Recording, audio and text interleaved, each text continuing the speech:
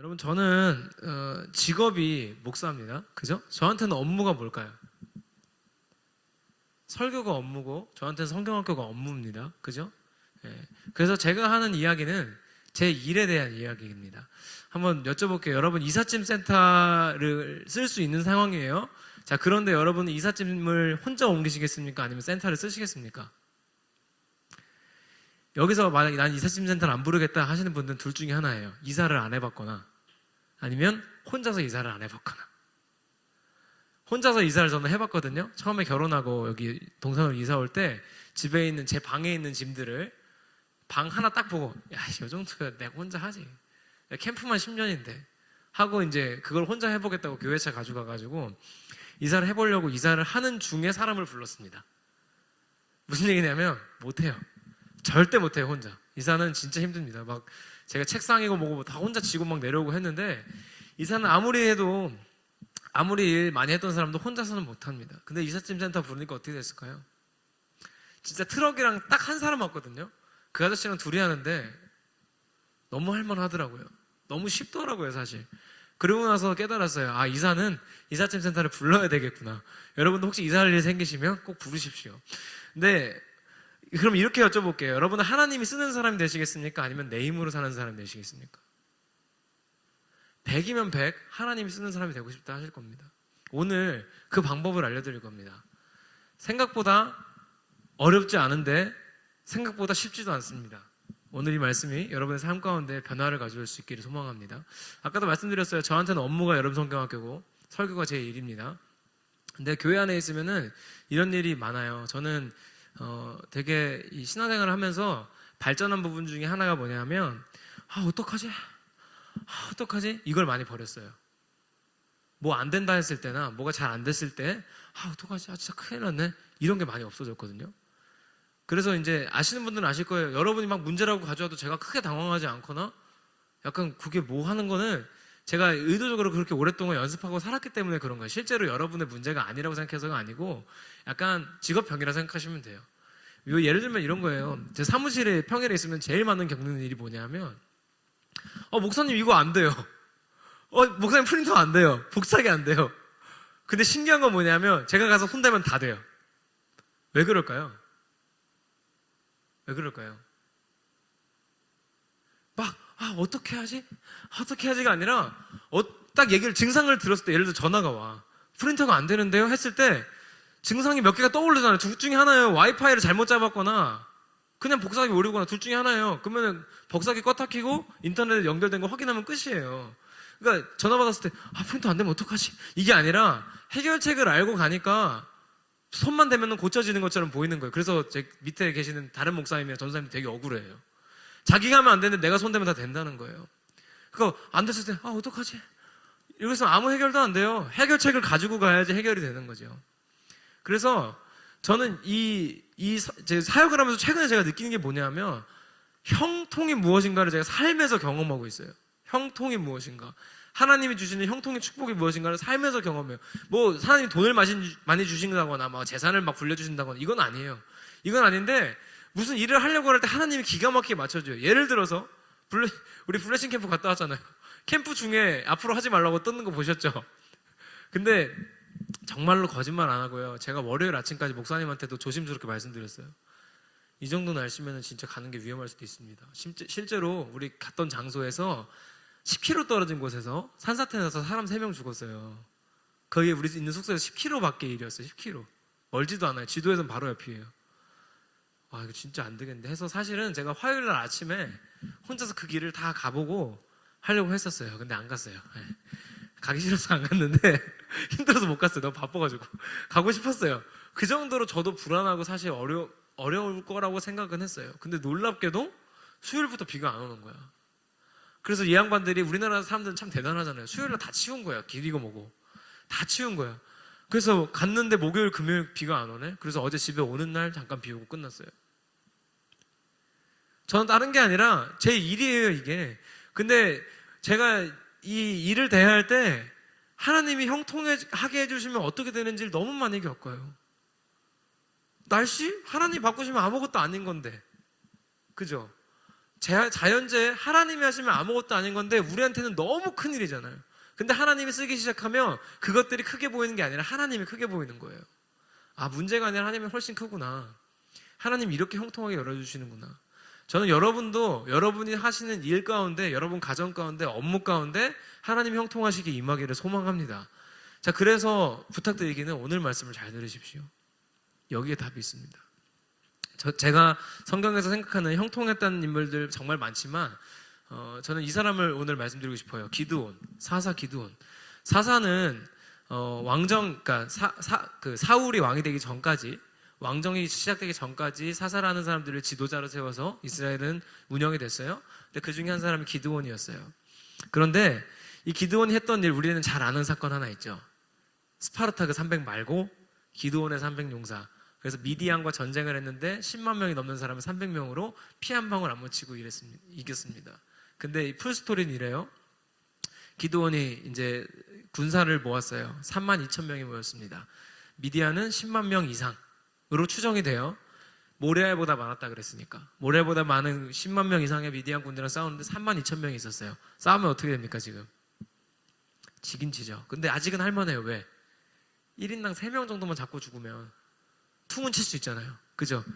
한 칼에 2명 잡고 1명 딱 죽고 죽어도 이제 쌤은 치는 거예요. 어쨌든 어떻게 하면 이길 수도 있는 거예요. 뭐 무기 좀 잘 쓰거나 전략을 잘 쓰면 이길 수도 있어요. 근데 하나님이 뭐라 그러냐면 기드온한테, 야, 너무 많아. 좀 빼. 기드온이 말도 안 된다 생각했겠죠. 많다니요, 하나님. 근데 하나님이, 야, 그러면 너 이기면 네가 했다 그럴 걸 빼. 그래서 뺍니다. 빼는데 어떻게 빼냐면 무서운 사람 손 드세요 해도 손 들고 집에 가라 그랬어요. 그랬더니 무서운 사람 손 드세요? 그러면 우리 군인 정신 아시죠? 전 두렵지 않습니다. 할 수 있습니다. 해야 되는데 애들이 손을 다 들어요. 그래서 2만 2천 명이 집에 갑니다. 2만 2천 명이 집에 가면 10,000명 남아요. 아직도 할 만은 합니다. 한 명에 10명씩. 한 명에 10명씩 어떻게 찌르고 죽으면은 퉁은 칠 수 있잖아요. 근데 문제는 뭐냐면 하나님이 그것도 많다는 거예요. 그래서 물가로 데리고 가래요. 물을 먹게 하래요. 물을 먹게 하라고 했더니 목이 말랐던 거죠. 그래서 사람들이, 어떤 사람은 막 그 물을 핥아먹고, 어떤 사람들은 무릎 꿇고 물을 마셨어요. 하나님이 쟤네들 다 집에 보내래요. 그리고 물을 서서 마신 애들만 남겨라 그래요. 그게 300명이에요. 300명이 남았어요. 미디안이랑 싸워요. 이제는 한 명에 1,000명씩은 잡고 죽어야 돼요. 예, 그래요. 어떻게 해볼 만해요. 한 명에 1,000명씩은 잡고 죽어야. 근데 하나님이 뭐라 그러냐면 무기를 준비하라는 게 아니라 항아리를 준비하라 그래요. 그리고 거기에 항아리에 횃불을 넣으라 그러고 나팔을 준비하라 그럽니다. 무기는 하나도 없어요. 근데 저녁에 새벽 한 4시쯤으로 추정이 됩니다. 그 시간에 나팔을 불면서 항아리를 깨고 불을 들고 하나님의 군대다라고 소리를 칩니다. 300명을 100명씩 나눠서 세 부대가 나눠서 소리를 쳤습니다. 그랬더니 미디안 군대가 당황하죠. 자다 깨가지고 정신없는 거예요. 누가 배신 때렸나 보다 해가지고 지들끼리 찌르고 싸우고 하다가 자멸합니다. 그래서 기드온은 300명을 데리고 피 한 방울 안 묻히고 10만 명을 전쟁에서 이기죠. 이게 저는 하나님이 형통하게 하시는 거라고 생각해요. 뭐냐면 우리의 방법이 아니고 하나님의 방법대로 말도 안 되는 방법을 해결하시는 게 하나님이에요. 여러분 삶이 말도 안 되는 방법으로 해결될 수 있는 건 하나님을 믿기 때문이에요. 그런데 왜 해결이 되지 않냐면 뚫리지 않는 곳이 있어서 그래요. 요즘에 그 제이어스가 최신에 신곡된데 제목이 브레이크스루예요. 브레이크스루 돌파되지 않는 부분이 있어서 그래요. 여러분 삶에서 돌파되어야 되는 부분이 있는데 오늘 하나님이 기드온을 쓰시기 전에 결단을 요구하는 장면이 나옵니다. 300명으로 이 10만 명을 이기기 전에 우리는 이 스토리만 알아요. 사실 기드온은. 근데 그 앞에 하나님이 기드온에게 결단을 요구하는 장면이 나와요. 그게 오늘 장면이에요. 사실은요, 기드온은요, 전쟁 나가서 그렇게 이길 수 있는 사람이 아니에요. 6장에 가면 스스로 뭐라 그러냐면 나는 우리 지파에서 가장 작은 사람이고 가장 힘이 약한 사람입니다. 스스로 말해요. 그리고 기드온이 등장하는 첫 장면이 어떠냐면요, 포도즙 틀이 엄청 커요. 사람이 들어갈 만큼. 근데 거기에 들어가서 밀을 타작하고 있습니다. 무슨 얘기냐면 미디안 사람들이 자꾸 쳐들어와서 곡식을 훔쳐가니까 무서워서 숨어 있는 거예요. 근데 하나님은 그 무서워서 숨어 있는 사람을 데리고 300명 가지고 10만 명을 이기시는 분이에요. 어떤 일이 있었을까 중간에? 하나님 앞에 기드온이 결단을 하는데 이런 일이 있습니다. 저녁에 하나님이 요구하시는 게 있었어요. 뭐였냐면 아버지가 요아스인데, 야 기드온아, 너희 아버지 요아스가 가지고 있는 신상이 있어. 너네 집에 바알이라는 신과 아세라라는 신의 우상이 있어. 아마 거기서 제사도 지내고 그랬을 것 같아요. 그게 너희 집에 있어. 너희 집에 있는 7년 된 소 한 마리 끌고 가서 그거 다 부셔버리고, 그리고 그 소를 데리고 올라가서 번제를 지내라. 이게 무슨 얘기냐면, 그러니까 집에 있는 산당을 다 부셔버리고 거기서 나온 나무를 들고 올라가서 나한테 제사를 드려라 라고 하나님이 요구하신 거예요. 근데 기드온은 용기 있는 사람이 아니에요. 무서운 거죠. 무서우니까 기드온은 밤에 합니다. 밤에 해서 소를 끌고 가가지고 하인들과 같이 가서 바알상을 부셔버리고 아세라상을 찍어버립니다. 찍어버리고 성경에 나온 대로 아세라상의 조각들, 나무 조각들을 들고 올라가서 소를 태워서 번제를 드립니다. 하나님이 기드온한테 요구하신 건 이거였어요. 그리고 그런 기드온을 하나님은 사용해서 300명으로 10만 명을 이기게 하셨어요. 여러분, 멀리 있는 이야기가 아니에요. 성경에 나오는 바알은요, 농경신입니다. 풍요의 신, 소를 타고 다녀요. 그래서 이 사람은 상징하는 게 뭐냐, 이 사람이 아니지, 바알이 상징하는 건 뭐냐면 번영입니다. 더 쉬운 말로 하면 돈입니다.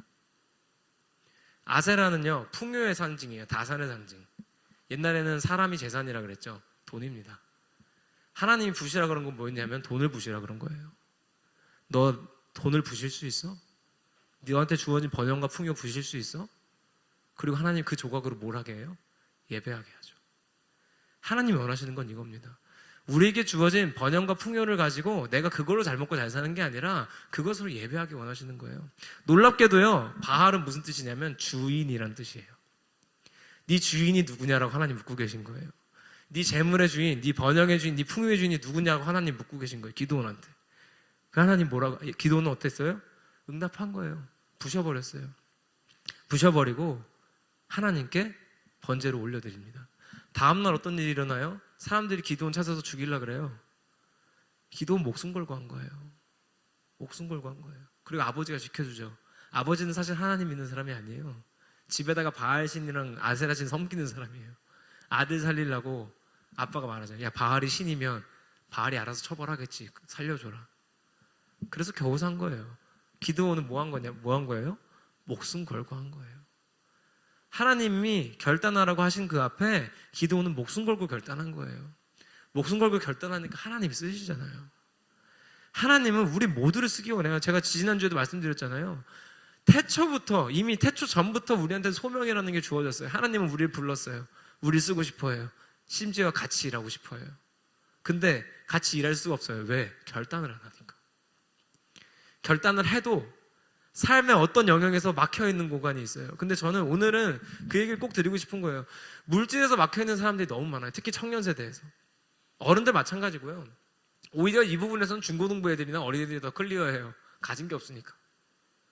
근데 청년 세대만 돼도 이 부분에서 하나님한테 결단이 안 되는 게 너무 많은 거예요. 제 삶은 하나님 것이지만 제 제사는 제 것입니다.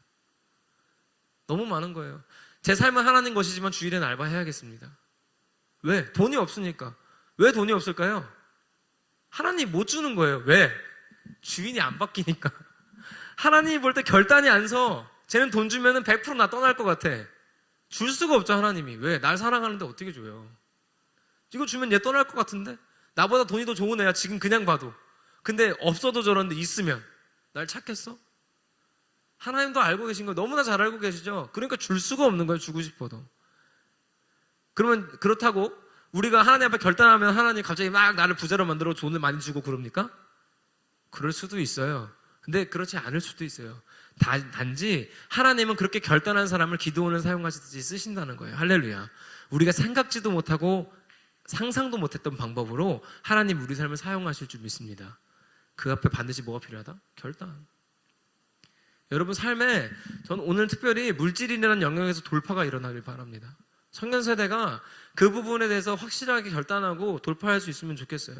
그래서 하나님께 쓰임받는 사람들이 우리 교회 가득하기를 저는 진짜로 간절하게 소망합니다. 성경은 재물에 대한 이야기를 극단적이고 명확하게 합니다. 우리가 읽지 않는 거예요. 명확하게 해요. 엄청 많은데 몇 개만 읽어드릴까요? 마태복음 6장 19, 20, 21절인데 21절만 읽으면 이거예요. 내 보물이 있는 곳에 내 마음도 있느니라. 내 돈이 있는 곳에 내 마음이 있는 거예요. 내가 돈 쫓아가면 거기에 내 마음이 있는 거라고요. 하나님께 없는 거예요. 이것도 있어요. 누가복음 16장 13절 끝에만 읽으면 이거예요. 너희는 하나님과 재물을 겸하여 섬길 수 없느니라. 겸할 수 없대요. 이게 성경의 가르침입니다. 또 있어요. 낙타가 바늘귀로 들어가는 것이 부자가 하나님 나라에 들어가는 것보다 쉽다. 낙타가 바늘귀에 들어갈 수 있나요? 바늘귀 보이지도 않아요. 거기에 낙타가 들어갈 수 있어요? 들어갈 수 없다는 거예요. 부자를 미워해서 하신 말씀이 아니라 재물 앞에 결단하지 못하는 사람은 하나님 나라 살아낼 수 없다는 거예요. 그러니까 우리는 이래요. 내 삶을 결단도 하고 수련회 가서 필 받으면은 하나님께 결단도 하고 소명 받았습니다. 확인했습니다. 하나님이 살겠습니다. 막 해요. 그런데 삶의 어떤 영역은 내어놓지 못하는 거예요. 그래서 어떻게 돼요? 그 부분에서 시험이 와요. 오늘도 제가 아마 이 설교 하고 있으면 좀 이따 헌금 얘기 나와요. 그러면 이제 헌금을 잘하고 있는 사람들은 아멘, 안 하고 있는 사람들은 찔려. 거기서 시험이 오는 거예요. 왜? 돌파가 안 돼 있으니까. 돌파가 되면 그게 은혜가 되는 거예요. 돌파가 안 되니까 성경에 있는 말을 그대로 해줘도 은혜가 안 되는 거예요. 우리한테 필요한 건 여러분에게 맞는 설교를 듣는 게 아니라 돌파하는 거예요. 하나님 원하시는 대로 기도원이 한 것처럼 결단하는 거예요. 그래서 우리는요, 감사하게도 우리의 재물의 주인이 하나님인 것을 확인할 수 있도록 하나님이 만들어주신 아주 좋은 제도가 있어요. 헌금. 저 목사가 젊은 사람이 돈 많이 내려는구나. 죄송하지만 여러분이 뭐 10,000원, 1,000원 낸다고 해서 교회가 더 나아지거나 하지도 않습니다. 그리고 여러분이 얼마나 냈는 거랑 상관없이 저는 똑같은 사례비를 받습니다. 저랑은 관계가 없는 일입니다. 그런데 제가 왜 이 말씀을 드리냐면 저는 권해요. 11조랑 주일헌금 정도는 하십시오. 그거는 사실 하십시오가 아니라 해야 됩니다. 왜냐하면 우리가 드리는 헌금의 의미는요, 돈을 내는 게 아니라 삶을 드리는 거예요. 돈을 내는 게 아니라 신앙의 고백을 드리는 거예요. 헌금의 핵심 개념은 통치입니다. 통치. 내 재물을 다스리는 분이 누구시냐? 이거에 대한 고백이 헌금이에요. 원래 그랬어요. 원래 그런 의미였어요. 단지 뭐가 문제였어요? 교회가 그걸 올바로 쓰지 않았던 게 문제였어요. 교회가 그걸 하나님 뜻대로 사용하지 않은 게 문제였지 헌금 제도 자체에 문제가 있는 게 아니에요. 근데 자꾸 젊은 세대가 무슨 얘기를 하냐면 헌금은 많이 안 해도 돼요. 헌금이 뭐가 중요하냐 해놓고서는 사례비는 사례비대로 받아야 됩니다라고 주장하는 거예요. 말도 안 되죠. 두 개 같이 갈 수 없어요. 그죠? 무슨 얘기냐면 우리는 돈을 드리는 게 아니라 신앙의 고백을 드리는 거예요. 우리 맨날 노래 부르잖아요. 삶의 주인이 누구냐 부르실 때 삶의 주인은 예수라고 고백하네. 이 예물은 주님의 거, 나의 삶도 주님의 거. 그래서 우리가 1년 넘게 이 노래 부르고 있는 거예요. 까먹지 말자고. 헌금 왜 우리 청년부 나와서 드립니까 지금? 드리는 개념이라고 해서 살리고 싶어서 우리 걸어 나오잖아요. 내 삶도 드립니다 하나님 하고 나오잖아요. 헌금은 신앙의 고백이에요. 통치자가 누군지 고백하는 거예요. 그래서 금액이 중요한 게 아니에요. 그래서 1,000원이냐 2,000원이냐 10,000원이냐는 중요하지 않아요. 드렸냐 안 드렸냐가 훨씬 더 중요한 거예요. 내 삶에 내 재물의 통치자가 누군지 고백이 됐냐 안 됐냐가 훨씬 더 중요한 거예요. 여러분 만약에 내가 헌금하는 1,000원은 아까운데 친구랑 밥 먹는 햄버거 사 먹는 10,000원이 안 아깝다면 많이 생각해 봐야 돼요. 내가 교수님 대접하는 50,000원은 안 아까운데 헌금하는 1,000원, 2,000원에 아깝다면 많이 생각해 봐야 돼요. 왜 내 통장에는 잔고가 늘지 않는지 하나님께 여쭤보면 답이 나올 거예요. 하나님 줄 수가 없어요. 채워줄 수가 없어요. 채워주면 떠날 것 같으니까. 그래서 저는 여러분 부디 부탁을 드립니다. 내가 드릴 수 있는 내 형편에 맞는 만큼 하나님 앞에 드리십시오. 하나님은 분명하게 얘기하시는 거예요. 바알과 아세라, 번영과 풍요, 내 삶에서 부실 수 있니 기도원? 부실 수 있어? 부수어 버릴 수 있니? 그걸로 예배할 수 있니? 하나님 물으실 때 하나님 예배할 수 있어요 하고 다짐하고 결단하고 대답할 수 있는 사람들이 우리 교회에 많아지면 좋겠습니다. 여러분 하나님은 결단 없이 사용을 하기가 어려워하십니다. 사실 할 수가 없습니다. 왜? 만약에 기드온이 진짜 아까 하나님 말씀하신 대로 그냥 이런 결단의 과정 하나도 없이 하나님이 밀타작하는 기드온 찾아가서 갑자기 기드온 몸 펌핑 시켜주고 아이언맨 수트 같은 거 딱 입혀주고 기관총 딱 달아주고 야 300명 데리고 가서 싸워서 이겨 하고서는 기드온이 갑자기 쭉 날아가지고 거기서 이렇게 손으로 막 레이저 같은 거 쏘면서 이겼다고 해봅시다. 10만 명을 하나님이 해주셨다고 하겠습니까? 기드온이? 나의 능력은 무한하다고 하겠죠. 그게 우리 지금 삶에 주어져 있는 상황인 거예요. 그래서 여러분 우리 삶에 있는 바알과 아세라가 없는지 한번 생각해 보십시오. 혹시 내가 하나님보다 이 번영과 풍요를 더 크게 생각하고 있는 건 아닌지, 혹시 내가 이 돈 때문에 하나님을 사용하고 있는 것은 아닌지 점검해 보십시오. 여기서 돌파가 일어나기를 소망합니다. 저는 확신해요. 제가 그렇게 겪어왔고 지금도 그렇게 살고 있기 때문에 저는 확신합니다. 저는 지금도 제가 한 달에 얼마 쓰는지 잘 몰라요. 왜냐면 그걸 체크하면 살 수가 없어요. 사라지지가 않아요. 수지타산이 안 맞아서. 수지타산 안 맞아서 실제로 가끔은 이제 카드 대금이 이렇게 뜨잖아요. 카드 대금 뜨면 다 계산을 해봐요. 이렇게 이렇게 하면 모자라요. 이럴 때가 꽤 많았어요. 꽤 엄청 많았어요. 사실 뭐 최근에도 몇 번 있었어요. 사랑이 태어난 다음에 더해요. 살 게 왜 이렇게 많아? 근데 진짜 어떻게 되는지 모르겠는데 통장 잔고가 빵원이 될지라도 하나님이 빚지기는 안 했어요. 카드 빚지기는 안 했어요. 통장 잔고가 빵원이어서 그렇지 하나님이 빚지기는 안 했어요. 저는 그런 부분에서 너무 감사해요. 왜냐하면 저는 뭐 제가 많이 버냐 안 버냐를 떠나서 저는 여러분한테 그 호수 품은 감자탕 가서 감자탕을 쏠 수 있는 사람인 게 감사해요.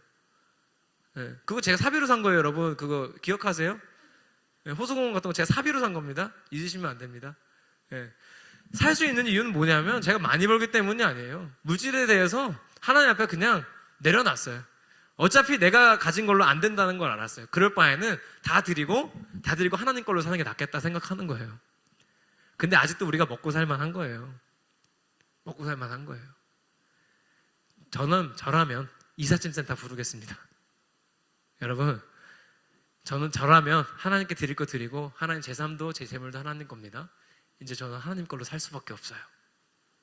저는 그렇게 선택하겠어요. 네, 저라면 그게 나을 것 같아요. 제가 아무리 많이 가져도 아무리 노력해도 하나님보다 클 수 없으니까. 그래서 여러분, 지난주와 아마 같은 것 같아요. 직업도 하나님 나라 이루어가는 수단이고요. 우리에게 주신 이 물질, 재물, 돈도 하나님 나라를 이루어가는 수단으로 사용돼야 할 줄 믿습니다. 정리하겠습니다. 기드온은 하나님께 쓰임 받았습니다. 300명을 내리고 10만 명을 이기는 기적을 눈앞에서 보았습니다. 근데 하나님은 그런 기드온을 쓰시기 전에 기드온에게 결단을 요구하셨습니다. 네 집에 있는 바알과 아세라를 부셔라. 그리고 그것으로 나를 예배해라. 하나님 우리한테도 묻고 계십니다. 너희 삶에 있는 바알과 아세라, 번영과 풍요를 부실 수 있느냐? 그리고 그것으로 나를 예배할 수 있냐고 하나님 지금도 묻고 계십니다. 여러분, 접시를 부신다는 말 아시죠? 시온 형제가 많이 하겠네요. 접시를 부신다, 설거지한다랑 비슷한 말인데 그거보다 훨씬 더 깨끗하게 닦는 의미를 가지고 있답니다. 여러분, 하나님은 우리가 바알과 아세라를 부수고 하나님이 우리를 부시게 만드시기 원합니다. 눈부시다랑 같은 말입니다. 하나님 앞에 눈부신 사람들 됐으면 좋겠어요. 우리가 세상 앞에 그렇지 못할지라도 하나님 앞에 눈이 부신 사람들로 변화될 수 있기를 소망합니다. 그리고 그런 여러분을 하나님이 쓰시게 될 것을 저는 확신합니다. 기도합시다.